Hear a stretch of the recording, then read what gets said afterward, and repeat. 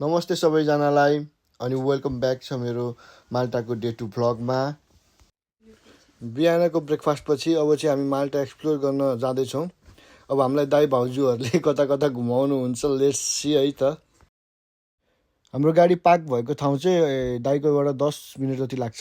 So हामी त्यहाँ जाँदै बाटोमा चाहिँ यो स्केट पार्क पनि छ।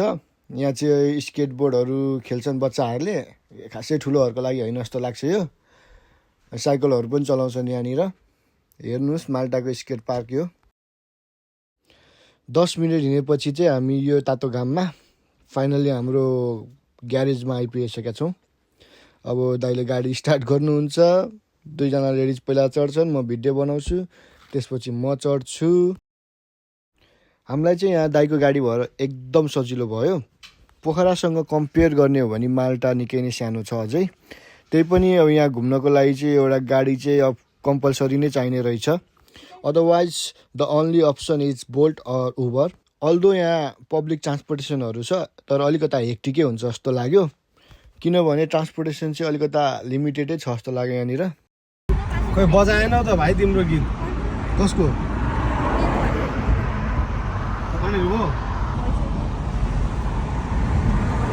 यहाँ आइपुग्नु पर्थ्यो, के आउँछ? उता पारी गाउँमा बस्थे।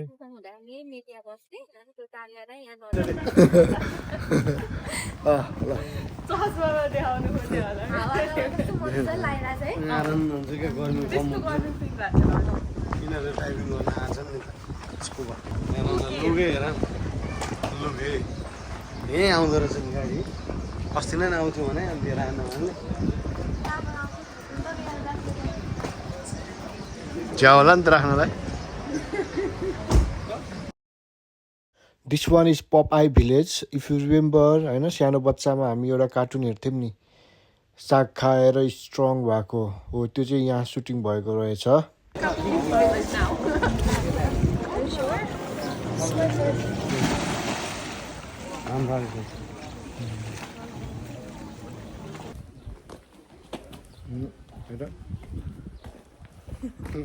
पोज दिनु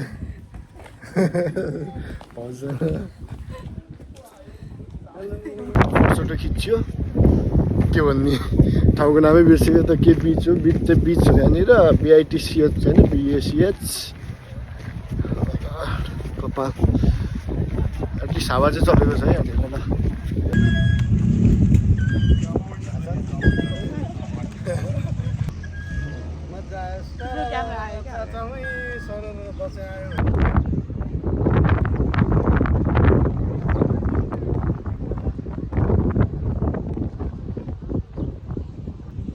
अनि माल्टाको अर्को राम्रो कुरा भनेको चाहिँ यहाँ चाहिँ फ्रुट्स र भेजिटेबल्सहरू एकदमै फ्रेस पाउने रहेछ। अनि त्यही भएर हामीले स्ट्रबेरिज किनेर खायौँ। एकदमै स्विट अनि एकदमै मिठो थियो। अनि त्यसपछि हामी लाग्यौँ एम्टिनातर्फ। It's the silent city, it's the must to place if you are game of thrones fans होइन। लिटरली मलाई थाहा थिएन अगाडि, मैले थाहा पाएको भए यति धेरै फोटोज र भिडियोजहरू खिच्थेँ होला। मलाई यस्तो रिग्रेट भएको थियो नि पछि फर्केर आएपछि।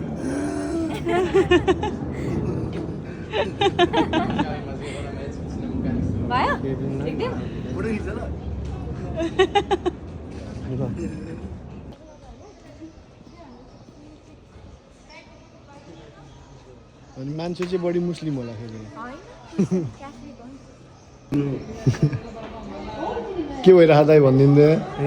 एकदम रमाइलो भइरहेको थियो। गल्लीमा एकदम धेरै फोटो खिचेको छ।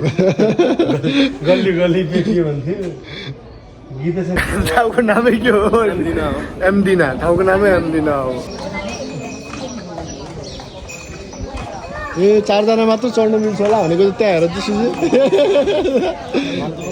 बिचरा त्यो घोडालाई कति गाह्रो है। हेलो घोडा यता।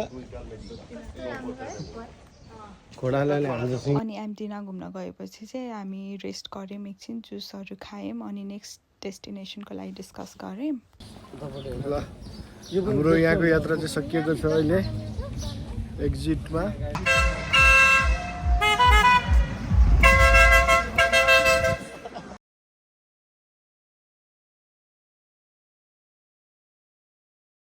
हामी चाहिँ अब भ्यालेट आइपुगेका छौँ। यो चाहिँ घरमा नै यस्तै माल्टाको क्यापिटल सिटी।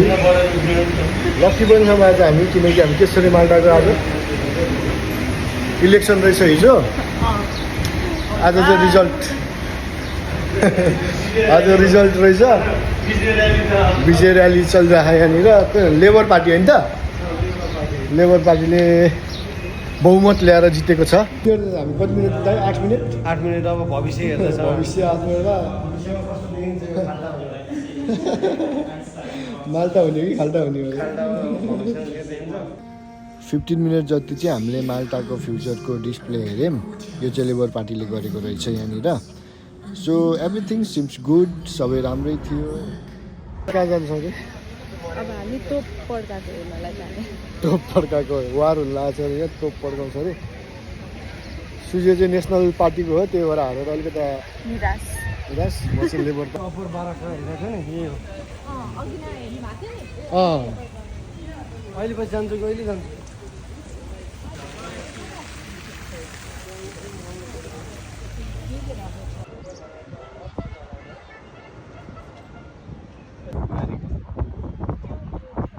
यो अनि उयो बिचको बस्नुलाई यो अनि बिर्को अनि उताको कलकत्ता त्यो एउटा नाक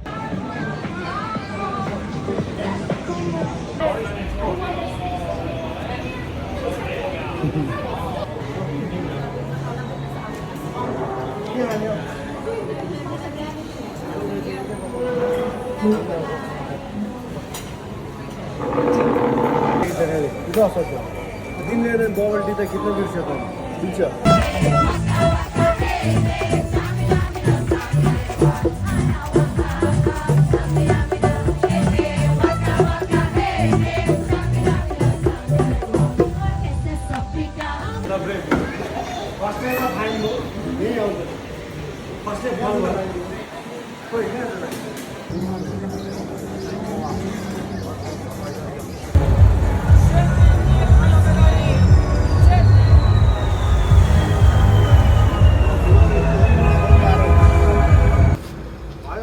बार्बिक्यू।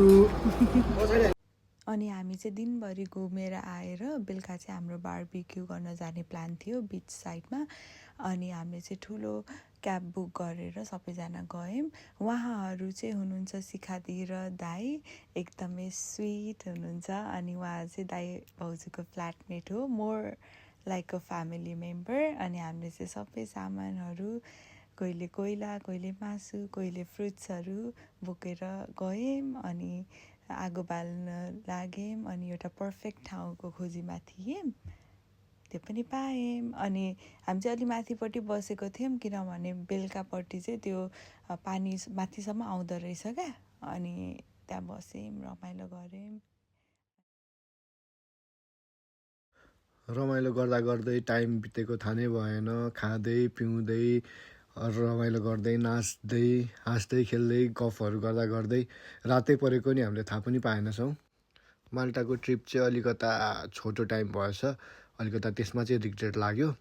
सो नेक्स्ट टाइम जाँदा चाहिँ अब फुल प्लान गरेर जान्छौँ। रिग्रेट भन्दा पनि अब रमाइलो अझै कम भयो भनौँ, योभन्दा धेरै रमाइलो हुन्थ्यो होला। त्यही पनि दिदी दाईहरूसँग भाउजूहरूसँग एकदम रमाइलो भयो, एकदम खुसी लागेको थियो।